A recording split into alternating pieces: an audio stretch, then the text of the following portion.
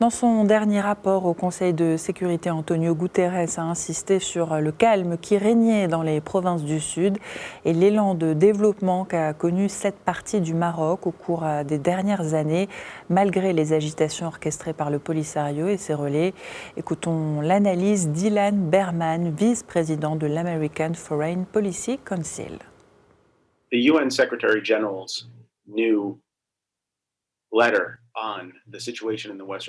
Le message du secrétaire général de l'ONU est d'une grande importance parce qu'il met les projecteurs sur plusieurs points.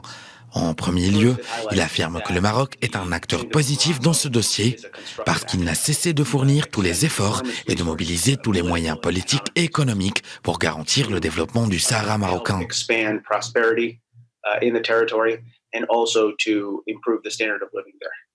But it also highlights the fact that the purported second party in the determination of the... Ce message affirme aussi que l'autre partie, c'est-à-dire le Polisario, n'est pas un acteur positif. Bien au contraire, il est impliqué et engagé dans la déstabilisation et ne cherche pas à trouver une solution. Le message est très clair sur ce point. What it's doing is not conducive to a prosperous settlement.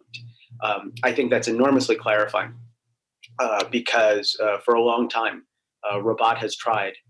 Pendant longtemps, Rabat a essayé très fréquemment et intensément, et par le biais de moyens et canaux diplomatiques, de faire comprendre à la communauté internationale la réalité de la situation telle qu'elle est au Sahara.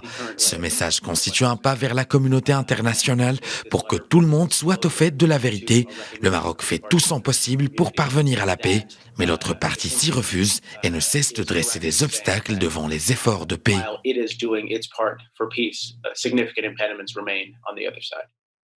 Et alors que les discussions à huis clos sur le rapport du secrétaire général de l'ONU se poursuivent, le diplomate Adam Early livre son analyse de la situation sur le terrain à la lumière du rapport transmis par Antonio Guterres. On l'écoute.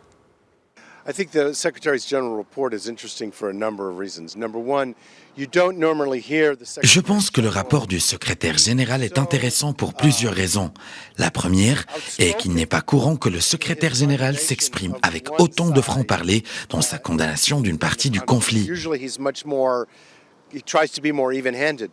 But this latest report is clearly highly critical of the Polisario. D'habitude, il essaie d'être plus modéré, mais ce dernier rapport est clairement hautement critique envers le Polisario et c'est très inquiétant. C'est inquiétant parce qu'évidemment le Polisario agit de manière très mauvaise et aussi parce que la région est d'ores et déjà très instable avec ce qui se passe en Libye et ce qui se passe en Algérie. Et maintenant, vous avez le Polisario qui est plus agressif.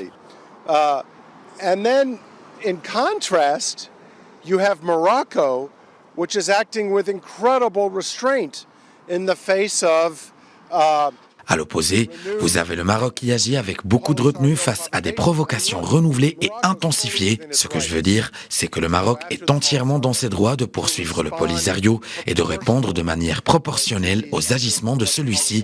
Mais au lieu de ça, le Maroc a choisi la voie de la sagesse et de la retenue. Le Maroc a choisi de s'en remettre à la communauté internationale pour mettre fin aux agissements irresponsables des autres parties. Et puis, le second point que j'estime également intéressant dans le rapport du secrétaire, et qu'il a noté les investissements marocains importants dans les zones sous son contrôle.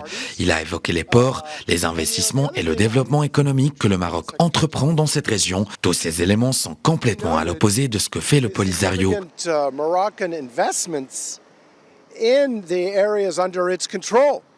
And talked about the ports and talked about the investment and talked about the economic development that Morocco is putting into this region. All of which are in contrast to what the Polisario is doing. So look, Alors voilà ce que je trouve remarquable dans ces derniers développements, c'est que d'abord la communauté internationale et plus particulièrement les Nations Unies sont plus clairs et plus transparents qu'ils ne l'ont jamais été. Une des parties agit avec arrogance et agressivité et l'autre partie agit de manière plus responsable. Ensuite, je pense que le Maroc, en faisant preuve de retenue, en privilégiant la diplomatie à l'escalade et à la confrontation, conforte sa position et isole encore plus le Polisario et de ce fait mobilise plus de soutien international au projet d'autonomie que le Maroc propose pour résoudre ce conflit. to further isolate the Polisario and to further build the already strong international coalition in support of its autonomy plan. On écoute à présent Jeffrey Gordon, ancien porte-parole du Pentagone, qui s'exprime sur les aspects liés à la sécurité ainsi que les possibles effets d'un changement de locataire à la Maison-Blanche sur l'évolution du traitement accordé à la question du Sahara. En tant qu'ancien porte-parole du Pentagone, je peux assurer que la communauté internationale prend très au sérieux le fait qu'une zone démilitarisée soit menacée. Et aujourd'hui, le front du Polisario menace la frontière marocaine. Cela représente une violation de toutes les normes et des lois internationales, ce qui suscite l'inquiétude des Nations Unies. En ce qui concerne les États-Unis, le président Trump est explicitement avec le Maroc et si Biden remporte les élections, il soutient les Nations Unies. Alors dans les deux cas, et indépendamment de la politique aux États-Unis, les tentatives et manœuvres du front Polisario pour déstabiliser cette région constitueront un grand problème pour les deux partis politiques américains ainsi que pour le Pentagone.